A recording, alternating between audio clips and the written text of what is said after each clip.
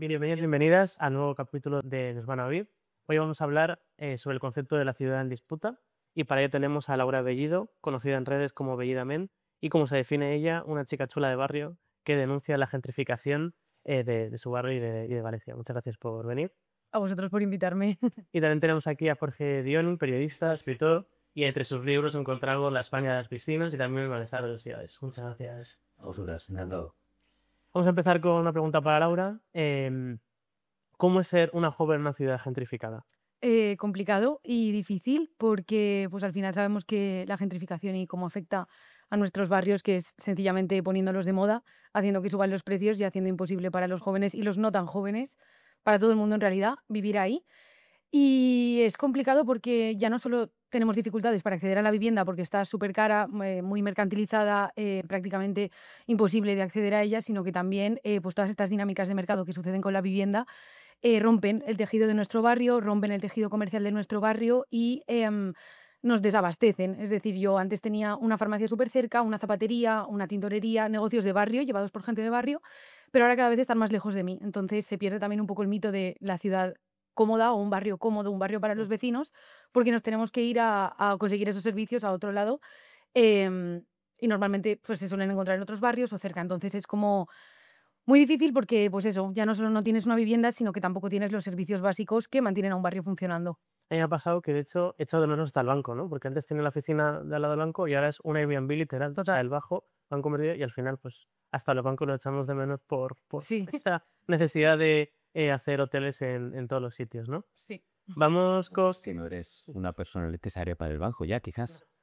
Mi banco tiene otras formas de ganar dinero que no son sus clientes. Eso está bien. Sí. Incluso si el cliente se puede relacionar directamente con la aplicación Beauty, Total. pues mucho mejor. Mira, mi problema llega a internet. Eso es. Jorge, has escrito varios libros sobre vivienda, como decíamos. ¿Cuál es la tesis, ¿no? ¿Cuál es el tema de tu último libro, El malestar de las ciudades? Eh, que digamos que un proyecto que surge para revitalizar las ciudades, que es convertirlas, las viejas ciudades industriales, en ciudades de servicios, ciudades para el movimiento, funciona para revitalizarlas, es decir, les da nueva vida, pero a costa de cargárselas, es decir, a costa de acabar con las ciudades como era y de sacrificar todo ese tejido urbano del que hablaba y para una ciudad, una ciudad para el movimiento. Y en concreto en España también hay un problema que está muy enraizado, que es la vinculación a la propiedad. Es decir, en los años 50-60 empieza una enorme vinculación una política de vinculación a la propiedad, para formar una clase, la España de propietarios, para formar una clase más conservadora, quizás, y también para evitar una cierta subida salarial, es decir, la competitividad a través de yo te doy una casa, pero a cambio no te subo el salario. Y todo eso lo que hace es que en España haya una enorme cantidad de propietarios que cada vez que sube el precio de la vivienda, no consideran que sea un problema. Entonces, para que las cosas sean un problema, una gran parte de la población tiene que considerarlas un problema. Entonces, claro, lo que a unos beneficia, a otros perjudica, entonces, pues solo del malestar. Es decir, una situación que mucha gente no reconoce como problema, pero que crea estas tensiones en la ciudad. A mí me parece importante poner datos también eso que dices, ¿no? Un día en una rueda de prensa, esto está fatal que lo diga, pero bueno, me inventé un dato, ¿no? Dije, pues es que la gente mayor de 60, el 90% tiene viviendas. Y justo lo miré y dije, mira, le he clavado. O sea, me lo he inventado, pero me lo he inventado bien, ¿no? Y es verdad, hay una distribución muy irregular de la propiedad según las edades, cosa lógica en realidad, porque pues, si acabas de nacer o no te has comprado una vivienda, si tienes 20 años no te ha dado tiempo, ¿no? Y la distribución era que los mayores de 60, el 90% tienen una casa en propiedad, que eso es una buena noticia porque pues tienen un lugar donde pasar la mayoría, donde pasar por los últimos años de la vida más tranquilos, ¿no? No te van a subir el alquiler, etcétera. El problema era que los menores de 30 años tenían un 15% únicamente viviendo, ¿no? Que ya me parece mucho. Claro, eso significa que el 85% de los jóvenes están a merced o de vivir en casa de sus padres o de exponerse, ¿no? A los precios de los alquileres y ya no de un piso, sino de las habitaciones, que también no les aplica la ley de vivienda. Y esto como generación yo Javier Burón, no sé si lo conocéis, que es uno que habla mucho de vivienda, uno no, es el presidente de la empresa pública de vivienda de Navarra, y además ha trabajado en Barcelona, con Colau, en Bilbao, etcétera. A mí me gusta mucho Burón porque lo que hace es que incluso chincharle un poco a los boomers, ¿no? Y decir, es que tus intereses como generación, pues pues efectivamente lo que tú dices, ¿no? Que no es que suba, o sea, no es que baje la vivienda, sino que incluso que siga subiendo, ¿no? Y ahí yo creo que también como sociedad tenemos que pararnos un poco e intentar juntar algunos intereses entre nosotros porque no siempre están en la misma... no coinciden siempre los intereses, sobre todo en esto que decías, ¿no? Laura, ¿cómo has vivido este proceso de gentrificación, ¿no? Sobre todo con los comercios, la vida de barrio, lo que decías? Pues todo empieza como un poco de manera invisible hace ya varios años, de pues que hoy es que te haces mayor, ¿no? Yo al final soy joven, pero jolín, ya tengo mis años. Y pues escuchas que tus amigas se van porque se quieren independizar y no pueden hacerlo en el barrio, a pesar de que trabajan 40 horas, cobran más del salario mínimo, etcétera. Luego de repente te cuentan que pues la típica peluquería del barrio, que resulta que le suben el alquiler, el dueño del bajo, y se tiene que ir también. Entonces ves como de manera invisible y de manera casi silenciosa todo empieza con que se va la gente. No se va, la tiran. Ujú. Y bueno, a partir de ahí ya pues como que empiezas a darle vuelta al tema, porque al final si le pasa a mucha gente no es algo aislado, si es una dinámica general que afecta a comercios y a vecinos, te pones a pensar qué está pasando, ves qué está pasando y te enfadas con lo que está pasando. Entonces, em, yo creo que también es interesante saber, bueno, pensar que lo que tú decías, que esos intereses de la gente que quizá ya tiene una casa, que se alineen con los nuestros, es que no estamos tan lejos de sufrir la misma situación, porque al final tú no eres dueño de tu casa, el dueño es el banco, hasta que no acabas de pagarla. Estamos viendo que en Canarias a la gente en periodo vacacional les obligan a irse de sus casas que ya tienen pagadas, porque si no las destinan al alquiler habitacional, porque ahí se necesita, Te les multan. multan. Entonces es como, es que ni siquiera tener una casa te salva de estos problemas. Entonces, arrimar el hombro yo considero que se hace mucho más fácil si te lo planteas de esta manera, que es que tú no eres dueño de tu casa. Desgraciadamente el mercado tiene muchísimo poder en el tema de la vivienda, y aunque tengas una casa te pueden echar de ella. Aunque tengas una casa en alquiler y estés súper asentado y súper bien, puede venir un fondo buitre y echarte de la noche a la mañana, puedes acabar en la calle. Y luego lo curioso también es que estos fondos buitre o estos fondos de inversión tienen tantísimo, tantísimo poder en el tema de la vivienda, que interfieren en nuestros ayuntamientos, Ujú. interfieren en decisiones políticas, y que al final no solamente te tiran de tu casa, sino que cuando te asientas en el aeropuerto Madrid-Barajas, en el Turia, te tiran del Turia porque dan mala imagen para la ciudad. Y como ellos, es que parece loco, pero en verdad es así, controlan también como esos intereses de la imagen que quiere dar la ciudad, pues eso, acaban mandándote donde ellos quieren, acaban anulando tus derechos, porque al final el derecho a la vivienda es un derecho llave que abre el resto de derechos: el derecho a la educación, el derecho a la sanidad, el derecho a la tranquilidad, el derecho al descanso, el derecho al trabajo. Y te das cuenta de que realmente quien tiene el poder de que se ejerzan esos derechos son unas pocas empresas multimillonarias, y es muy peligroso. Y desde la posición mía, que es de pues, una chica joven que vive en un barrio gentrificado y turistificado, te das cuenta que si tiras de la manta salen cosas muy peligrosas, muy difíciles y muy grandes, con las que o nos unimos y luchamos todos por ellas, o esto está complicado de ganar. Sobre todo cuando a todos, literalmente a todos, tengamos lo que tengamos, nos afecta. El sindicato de inquilinas, los varios que hay, hablan mucho del círculo de la pobreza, ¿no? Que genera el alquiler, ¿no? Que al final gente inquilina le está pagando la segunda, tercera, cuarta casa o a personas con rentas que normalmente son más altas o a esa gente que está comprando sin hipoteca, ¿no? Que normalmente pues acaban también siendo fondos buitre, ¿no? Que yo Sí, creo que eso también sí. hay que ponerlo sobre la mesa porque al final pues bueno, las casas las están comprando para especular, ¿no? Y creo que ahí también hay que darle alguna vuelta. No sé si habéis decidido algo de esto. Yo solo un detalle, y ya me callo porque estoy siendo... el otro día en un programa de la tele decían que el último año aumentó muchísimo, muchísimo la compra de viviendas, aumentó en un 40% con respecto a antes, pero desgraciadamente la información en nuestros medios de comunicación está tan sesgada que no comentaron quién está comprando esta vivienda, cuando Mm. la realidad es que la están comprando fondos de inversión a mansalva, lo que tú dices, sin pagar hipoteca. En mi barrio, concretamente en el Cabañal, el año pasado el 30% de bajos y casas se compraron a tocateja, que ni siquiera nos da la oportunidad a los vecinos, aunque tengamos el dinero, de poder comprarla, porque al final pues siempre renta tener el dinero rapidito. Ujú.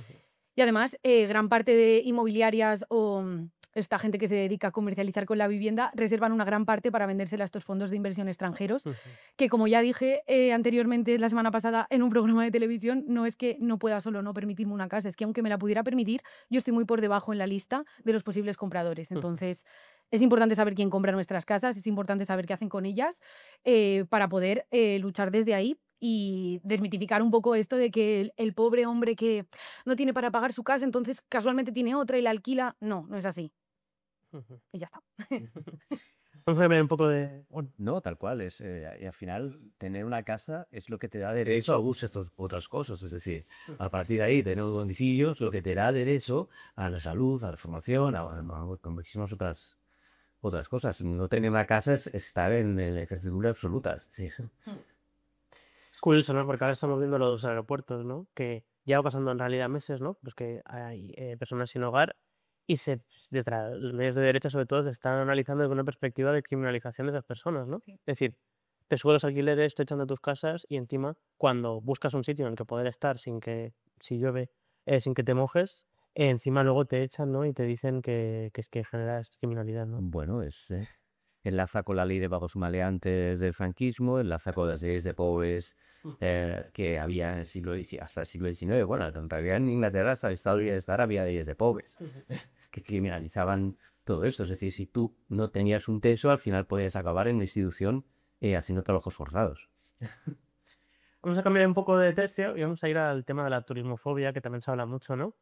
Lógicamente, el turismo tiene unas externalidades negativas, ¿no? ¿Qué podemos hacer para limitar esos efectos y un poco también para incluso desmitificar el concepto de turismofobia? Desmi- Claro, el turismo, digamos, que es lo más visible. Es decir, uno sale a la calle y se encuentra con unas enormes malas hordas de turistas, ¿no? Al lado del Miquelet, de la Catedral de Valencia. Bueno, es tremendo. Toda esa zona es increíble. O sea, no puedes pasar, todos con guías, con el paraguas, no sé qué. Entras a ver a la Mare de los Emparats, tampoco puedes entrar, está lleno de gente. Y claro, esta sensación de lleno, esta sensación de incomodidad es lo que te da esta, provoca este cabreo. Pero claro, eso es solo la parte visible. Es decir, yo creo que se pone mucho énfasis en el turismo para, entre otras cosas, quitar digamos, la responsabilidad de la parte de arriba. Yo creo que la clave de todo esto es que desde la crisis de 2008-2011, toda la especulación ligada a activos financieros como los que vimos caer y desaparecer, eso ha disminuido muchísimo.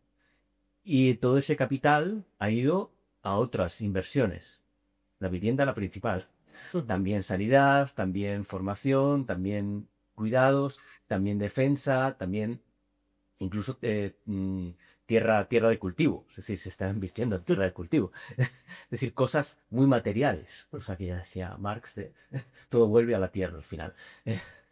Y, y claro, esa es la gran cuestión. Y todo eso alimenta una dinámica en la que la vivienda va creciendo de rentabilidad año a año, y cosa que hace que el boomer o el generación X, que tiene un piso, le ha heredado un piso de su tía o de su tío, no sé qué, tiene dos, hoy va de 100, mañana el año que viene 115, después 130, y su hucha cada vez piensa que es más gorda.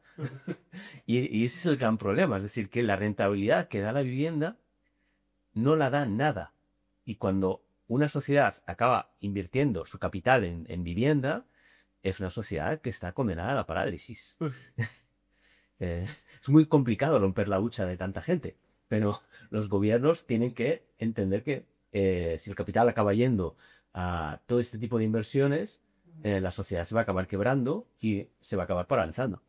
Se decía Unai Sordo, el secretario general de comisiones, que las empresas también tienen que pensar de qué lado se ponen en el conflicto de la vivienda, ¿no? Porque al final, aquí hay dos cuestiones. ¿Dónde viven los trabajadores? ¿No? Que, claro, al final lo decía la ministra de Vivienda de los malagueños, ¿no? ¿Quién va a poner los respetos a los turistas si los trabajadores viven lejos, ¿no? Una casa un poco desafortunada, pero también hay una cuestión.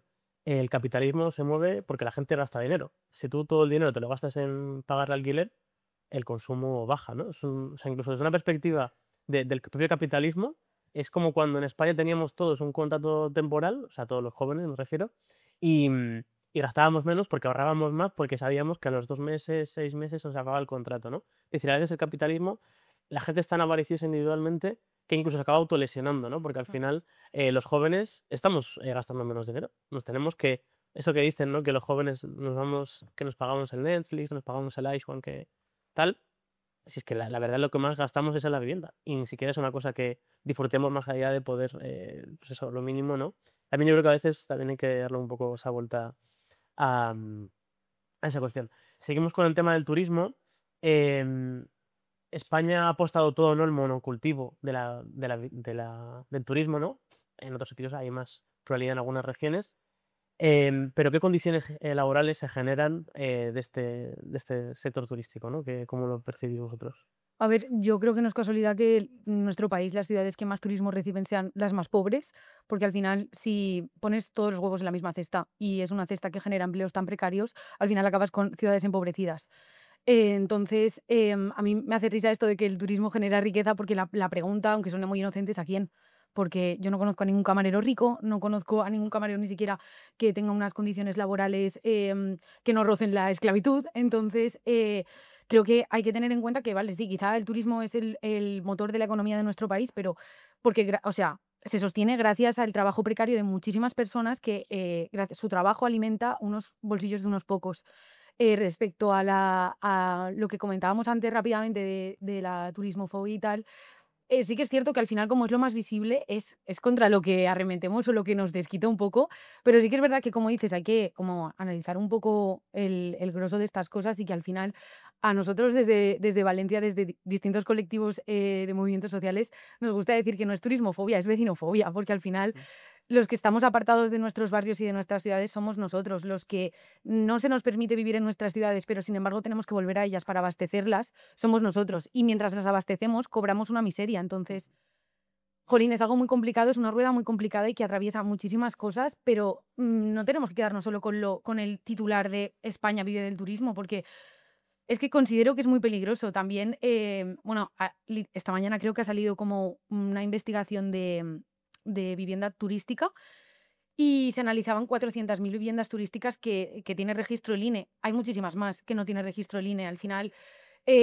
pues se cargan los barrios, se cargan nuestros bolsillos, entonces los empleos que generan son precarios, no nos dan para vivir y lamentablemente, aunque subieran mucho los sueldos de esta gente que trabaja más en hostelería o en sectores dedicados al turismo, esa subida de sueldo seguiría sirviendo para hacer más grande el bolsillo de nuestros caseros, de los grandes tenedores, porque si no se regulan los precios, si no se topan los alquileres, si no se cierran todas esas viviendas turísticas ilegales, esto no para. Entonces, subir los salarios estaría bien porque de verdad hace falta, pero considero que hacen falta otras muchas cosas y muchas cosas relacionadas con cómo se gestiona el sector turístico y la actividad turística en este país. Hay una cuestión que dices de los Airbnb, ¿no? Que, claro, hay una barbaridad y eso incide justamente donde más falta vivienda, o sea, donde hay menos Sí. vivienda, ¿no? Las grandes ciudades y así.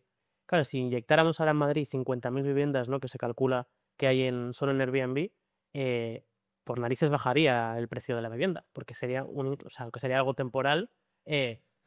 No, bajarían seguro porque habría una sobreoferta temporalmente, ¿no? Pero, claro, es que nos están expulsando, ¿no? De que podamos vivir en el centro porque es como mucho más rentable el Airbnb.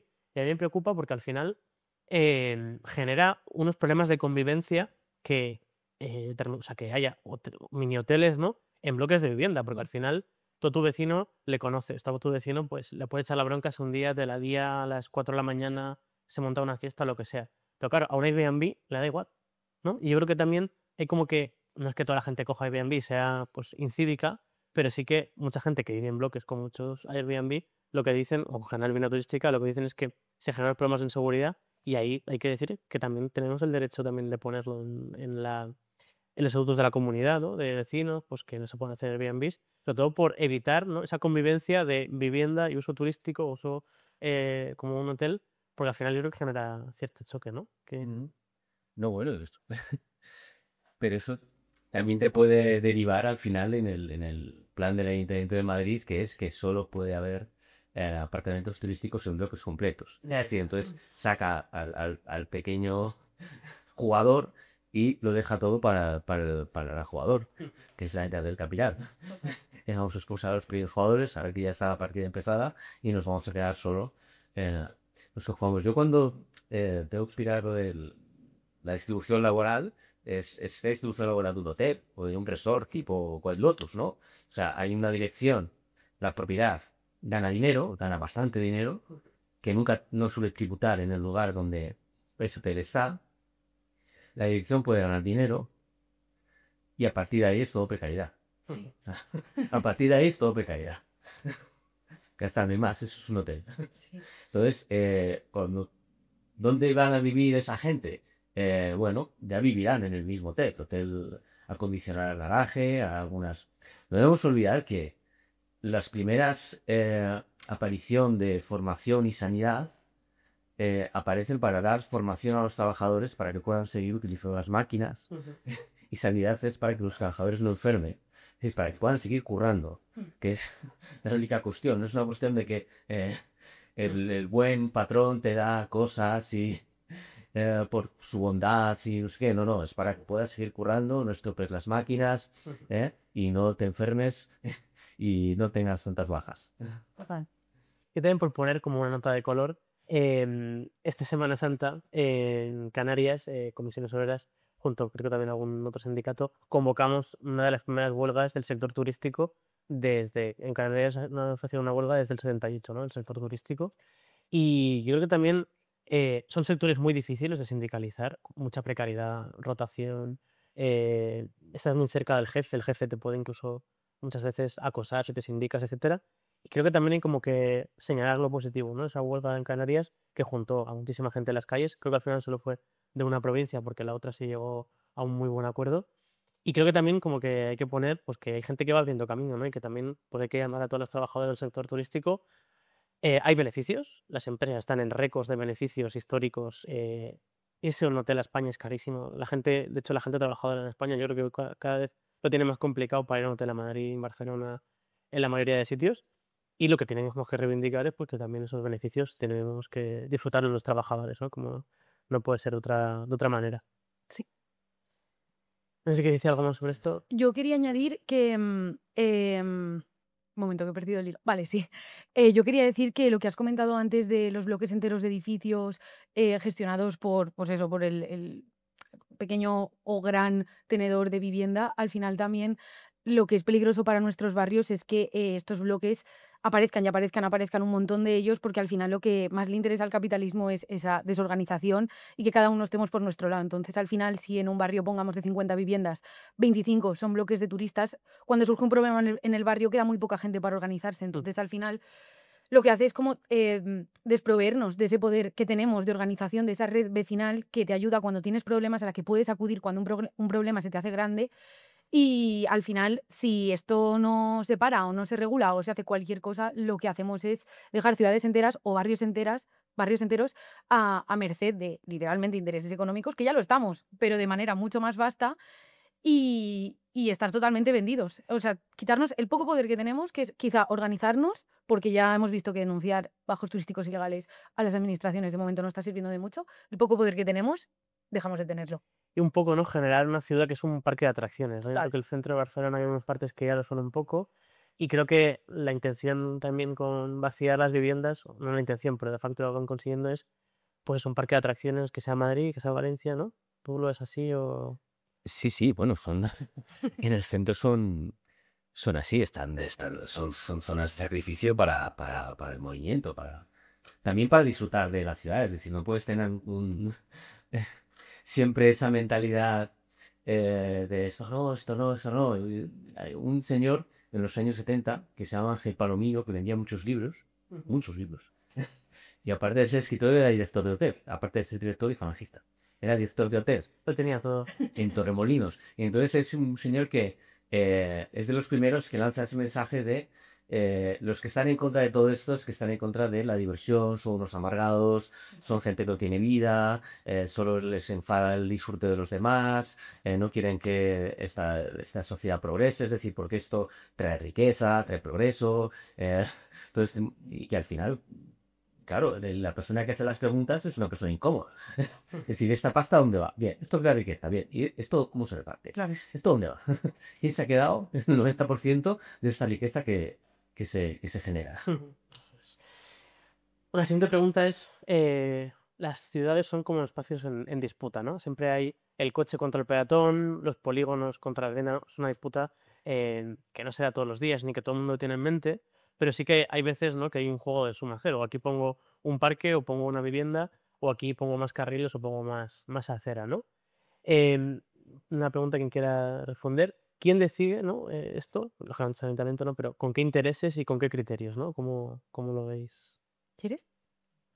¿Puedes repetirla, porfa? Sí. Es que No, las ciudades como espacio en disputa, ¿no? El Sí, coche contra el perdón. peatón, los polígonos contra las viviendas o parques. ¿Quién decide un poco y con qué criterios estamos haciendo nuestras ciudades? A ver, yo con esto no quiero que se me tache de conspiranoica porque no lo soy, o sea, no me lo considero para nada, pero, jolín, es que al final es el mercado, o sea, al final hemos visto que, más que nada porque hay una tendencia, y esa tendencia es gentrificar nuestros barrios, gentrificar nuestras ciudades, hacerlas imposible para vivir, un poco lo que estamos hablando aquí. Entonces, yo creo que es literalmente el mercado, porque, jolín, yo en mi barrio he visto cómo esas mejoras de los barrios, ese sitio que era un descampado, que era un parking y que ahora es un parque, casualmente luego ha subido muchísimo el precio de la vivienda, ha subido muchísimo el precio de los alquileres. Entonces, yo creo que sí que hay una parte que al final el barrio la necesita y el barrio hace reclamos para que se mejoren las zonas comunes sobre todo, Ujú. pero sí que es verdad que al final esta medida que a priori parecía una buena medida, algo que iba a hacer que se viviera mejor o que nuestros barrios fueran más habitables, se corrompe un poco en los intereses de este monstruo tan grande que es el mercado. Entonces, em, pues eso, donde hay un parque bonito o han hecho un edificio súper chulo, han hecho un sitio de estos donde hay varios barecitos, que está todo en una fábrica antigua, tal, al final hace que el barrio encarezca y que lo ponga de moda y pues al final yo soy de las que piensa que aunque se hagan con muy buena intención estas obras o estas reformas, estas mejoras, siempre tienen un doble rasero, sobre todo entendiendo que nos movemos todo el rato en estas dinámicas de mercado de las que de momento no podemos escapar. Ujú. Eh, Vicens Molins, un periodista de Valencia, de un libro que se llama Tía Kiripei, que está muy bien, el que dice que ahora mismo la autoestima de las ciudades depende de la mirada ajena.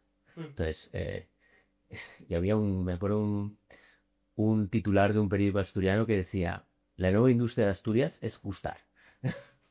Wow. Es decir, incorporas la mirada ajena a tu personalidad. Entonces, tu función es gustar al que va a venir de fuera. Entonces, ¿quién lo decide? Pues efectivamente se hace una política para el que viene de fuera. Eh, te- Creo que algo así como que el 15% del presupuesto para deportes del Ayuntamiento de Madrid está destinado al deporte base. Y el resto, la gran parte de la tarta, está destinado a eventos. Es tal cual. ¿Por qué? Porque además es que es lo más fácil. Es decir, vamos a montar cosas. Vamos a montar un Claro. festival de teatro, vamos a montar un festival de ópera, vamos a traer la final de no sé qué competición, el tenis, vamos a traer la Fórmula 1, vamos a traer... Entonces estás todo el rato montando cosas, montando cosas, montando cosas y entras en esa dinámica de todo el rato montar movidas. Todo el mundo quiere Guggenheim. Claro, todo el mundo quiere un edificio emblemático y Total. un sonorama y un no sé qué y un festival de esto y un festival del otro y que venga Bad Bunny y estás todo el rato montando movidas y al final son movidas que es otra cuestión os falo, que el turismo es un sector muy débil, que el que te enchufa la gente, bueno, que igual deja de ir a Valencia y a Gandía y tal y se va a Albania, que no es ninguna locura, es decir... Tal cual, yo hace Sería 8 años estuve en Egipto por razones X y era un momento en que no iba nadie y era una cosa bastante desoladora y la gente estaba o sea, terrible, es decir, la gente que curraba en hoteles, la gente que curraba de guías, la gente que curraba, todo eso no llevaba años sin trabajar. O sea, y es que ya no había nadie y no sabíamos qué hacer, claro, porque dependíamos de toda esa gran cantidad de gente que venía todos los años al país. Muy jodido porque la Comunidad de Madrid, Ayuso a la cabeza, ¿no?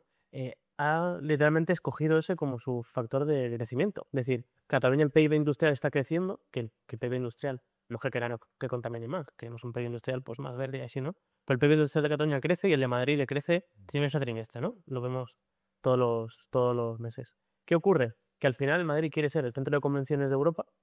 Ayuso abraza esa política y eso efectivamente genera esto, que ya que dejan de venir convenciones, todo el trabajo se va al galete, ¿no? La estructura salarial que hay en España y sobre todo el desempleo estructural que hay, porque tenemos falta de empleo en general, lógicamente, pero unos sectores productivos que son de poco valor añadido y que son muy cambiantes, pues según cómo va el ciclo de la economía. La anterior crisis en Alemania, pues prácticamente mencionó todo, el desempleo no llegó ni a lo que estamos ahora nosotros, que es un momento en teoría de bonanza, que aún estamos al 10%, ¿no?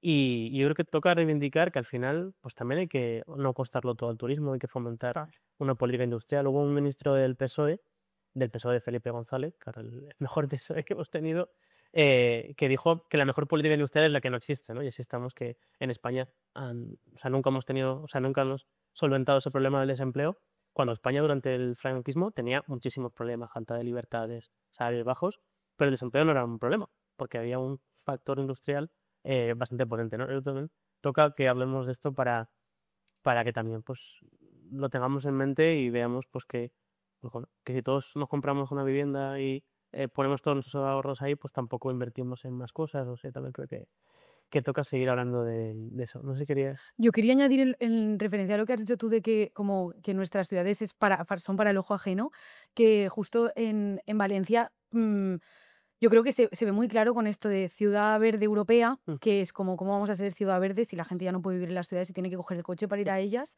Em, ciudad tecnológica europea, que es como casi nadie trabaja en tecnología en Valencia, son todo empresas extranjeras.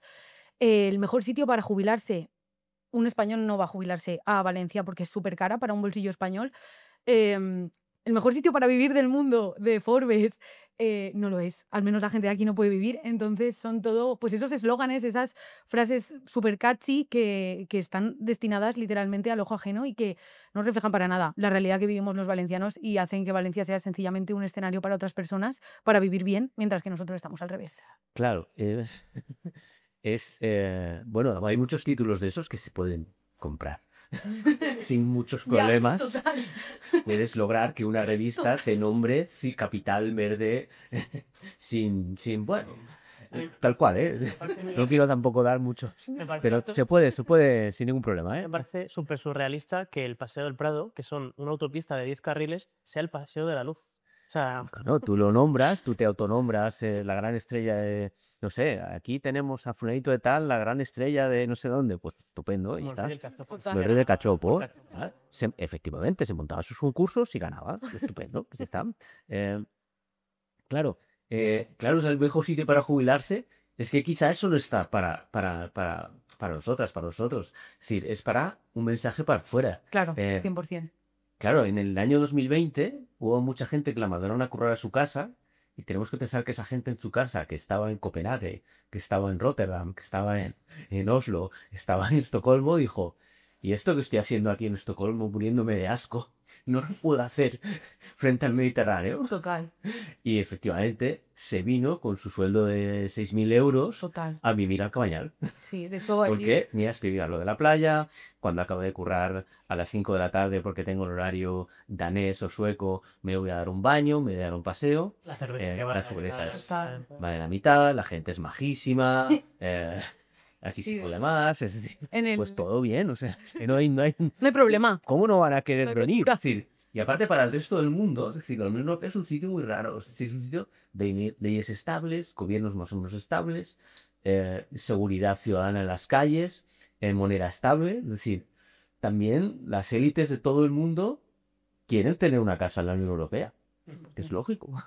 Sí, yo creo que también hay que armonizar un poco, porque al final o sea, no pasa nada si un teletrabajador del norte de Europa viene aquí. La cosa es armonizar un poco entre ese desequilibrio que está habiendo. En el Cabañal, como has dicho, 8 de cada 10 vecinos son de Europa del Norte. Eso es un montón. Es una locura que alimenta esto de...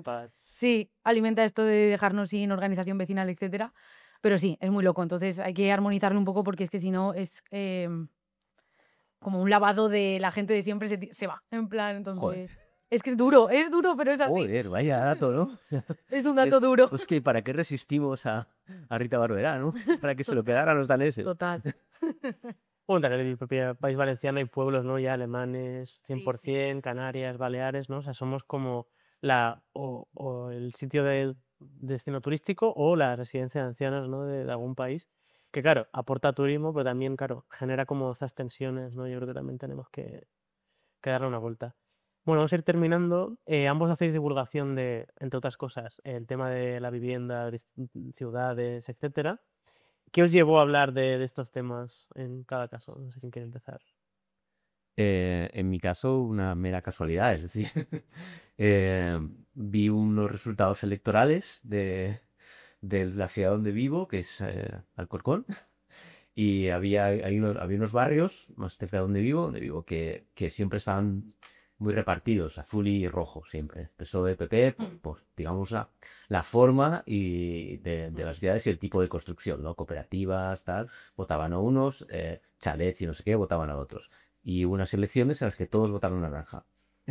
Y a partir de ahí empecé a curiosear mapas digamos, de la aplicación de mapas y el mapa electoral y vi naranja en muchos sitios y yo doy clase de escritura, llamé a una antigua alumna que es arquitecta con la que me hablaba y le dije, oye, ¿urbanismo y voto? ¿Tú sabes si hay libros y tal? Me dice, hombre, igual en España no, pero en América, ella es chilena, dice, tenemos un montón.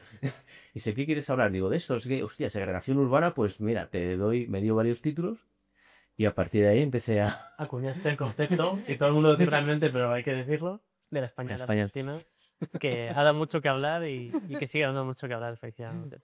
Pues mera casualidad, mera casualidad. Me parece un tema muy, muy interesante, la verdad, como el urbanismo afecta, efectivamente. Yo empecé un poco desde el enfado. Siempre lo cuento, que es como que, pues eso, cuando ya mi trabajo y el de mis amigos empezó a ser un poco más estable y tanteábamos la idea de independizarnos, o solos, o compartiendo piso, o intentando comprarnos una casa y tal, vimos que era imposible. Entonces, las conversaciones de terraza de bar, que es nuestro plan, eran todo el rato de lo mismo, todo el rato, todo el rato. Y yo ya hacía contenido en TikTok, pero era de otro estilo, era como más humor, en plan, pues lo que se me pasa por la cabeza lo subo ya y me va un medio bien. Entonces, y un día le dije a un amigo con el que vivía en ese momento, pagando un alquiler totalmente loco por un piso totalmente semidestruido, le dije, bueno, me he hecho un guioncillo que habla de estas cosas que hablamos siempre. Me gustaría, ya que tengo un poquitito de alcance en las redes sociales, que me grabaras, a ver si, yo qué sé, si esto va a algún lado. Me grabó y fue a muchos lados, me compartió mucha gente, me quedé muy, muy, muy sorprendida de que me empezaron a llegar comentarios de sitios típicos, Madrid, Barcelona, que estaban igual, pero también sitios un poco más remotos, tipo Salamanca, Cuenca, A Coruña. Y yo, ostras, si es que esto ya no es cosa solo de ciudades grandes o ciudades costeras o ciudades capital, es cosa un poco de toda España. Entonces, a raíz de ahí ya una investiga, una habla y empieza a seguir también a plataformas como La Mata Obras, que fue genial porque fue de las primeras que denunciaba en Valencia todos los bajos ilegales que hay, y no son pocos.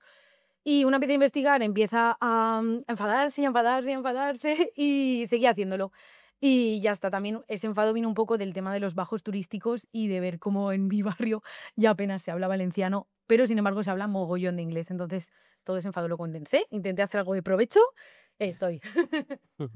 Lo de los expats que dices ahora, las que me parece una movida, que además, claro, te pueden como incluso tildar como de racista, ¿no? Es que no quieres que vengan de fuera, hombre, no es lo mismo que venga alguien a trabajar, ¿no? De Latinoamérica, de África, etcétera, que venga un expat, ¿no? Y que con su poder adquisitivo te eche de un barrio en el que vivías tranquilamente, ¿no? Yo creo que también hay que generar. Es un tema complicado, ¿eh? Como Sí, es introvertido. Sí, sí, Cierto. claro. Y además, ¿cómo te vas a enfadar con el que está arriba? Eso es. Si estás enfadado, normalmente acabas enfadándote con el que está abajo. Sí. Yo también creo que en cuanto a eso, como que yo siempre pienso que un sitio al que no iría de momento ahora es al sudeste asiático, aunque me gusta, o sea, me gusta porque lo que he visto me gusta, me parece un paisaje increíble, tal, pero sí que es verdad que por experiencias de amigas y amigos que han estado ahí, o sea, a mí me parece muy fuerte que la población original de allí literalmente esté en condiciones de pobreza, sirviendo a literalmente un grupo muy grande de australianos, estadounidenses, europeos del norte que viven a cuerpo de rey a costa de la pobreza de los otros. Entonces es como que si se nos va de la mano, aunque puede parecer un discurso racista o xenófobo, lo que tú quieras, pero sí que es verdad que esa desigualdad puedes hacer una brecha brutal y alejarnos aún más. Entonces, como que hay que cuidar un poco eso y trabajarlo. Y es un tema complicadísimo porque enseguida que dices algo sí que es verdad que te tachan de X. Y tampoco no perder el foco en quién es el culpable, que quizá no es el expat que viene, es quizá las ventajas fiscales que tiene, o en su país, o las peores condiciones que tenemos, es como Ahora, una de las propuestas también es que no haya un parque público, ¿no?, de alquiler a precios accesibles para la juventud trabajadora. un tema. Sí. Si tuvierais el BOE en vuestro poder o fuerais el gobierno de España, ¿qué haríais? Os damos aquí un ojo Bueno. blanco. Yo creo que hay una medida que parece muy tonta, pero que quizá podría ser efectiva, que es prohibir a las personas jurídicas la tenencia de vivienda. Ujú. Interesante, sí, sí. Seguramente hay algún fondo buitre ahora mismo que está apuntando tu nombre, Sí. pero Yo lo que haría sería incluir en los impuestos que cobra. Es que no sé cómo explicarlo. A ver, voy a intentarlo hacer sin liarme, porque eso de impuestos se me escapa a veces.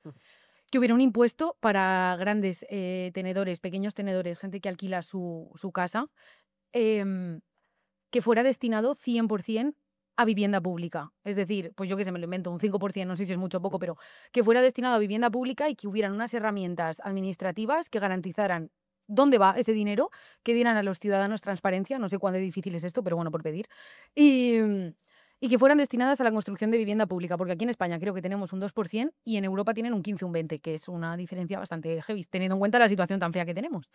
lo perverso de las políticas de alquiler es que como el problema era que había una falta de oferta, si tú alquilas una vivienda, de por sí ya te desgrabas el 60%. Es decir, Eso es que muy... eso ya no pagas, ¿no? Y a mí me parece que también la generación inquilina, ¿no?, tenemos que decir, mira, es que estoy pagando yo IRPF y la persona que me está alquilando el piso es que le están perdonando Estamos creando una sociedad de rentistas, Total, como hace 2 siglos.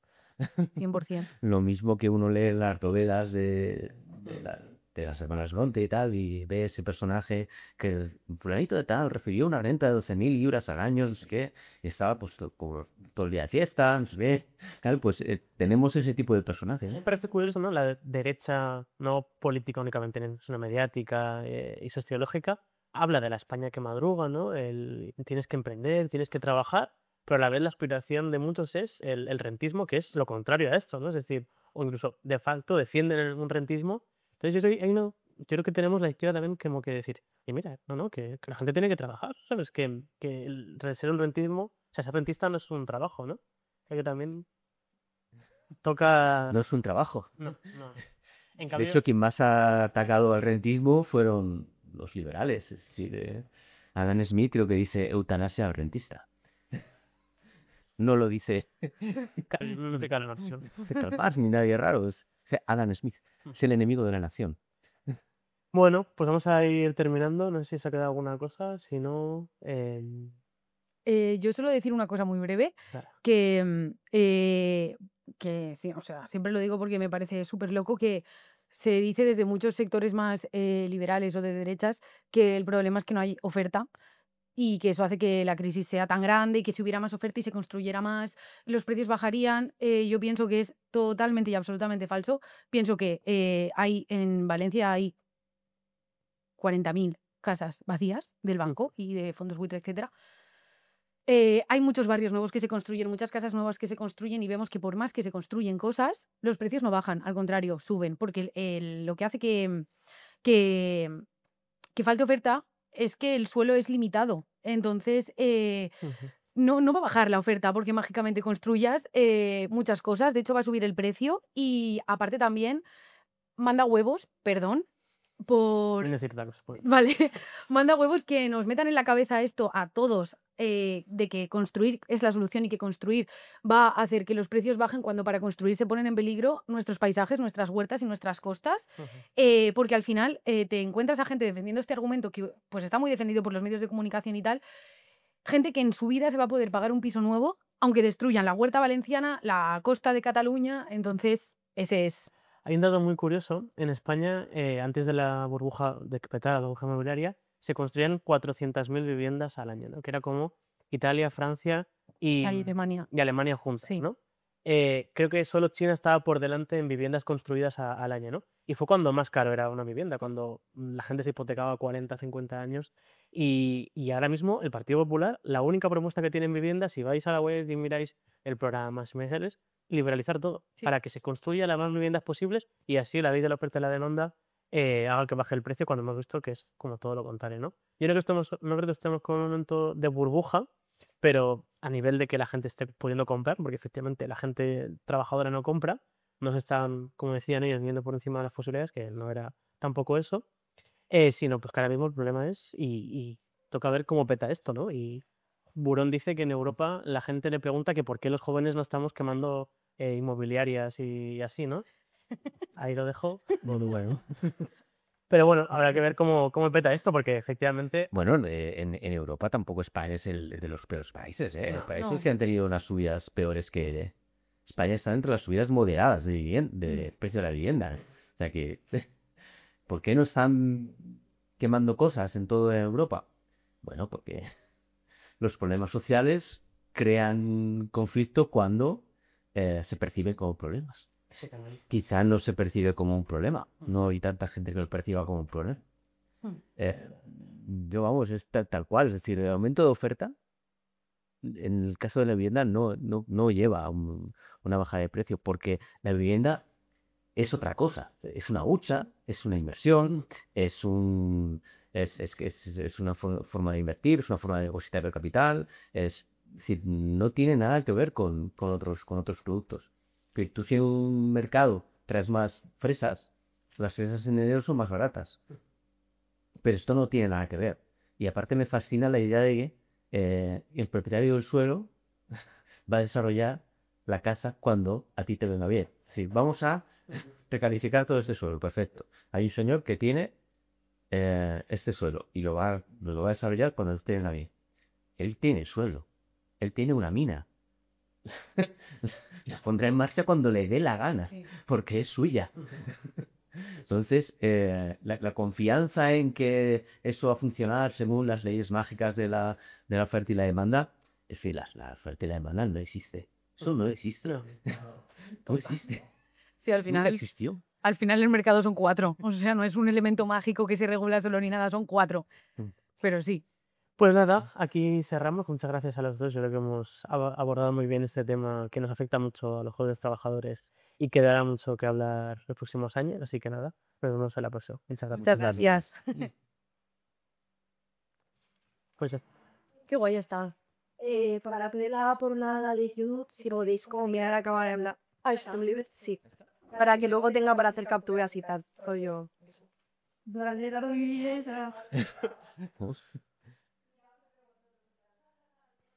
¿Pero a cámara o nos miramos? Ahora nosotros también, sí. Ahora- Ya está. Bueno.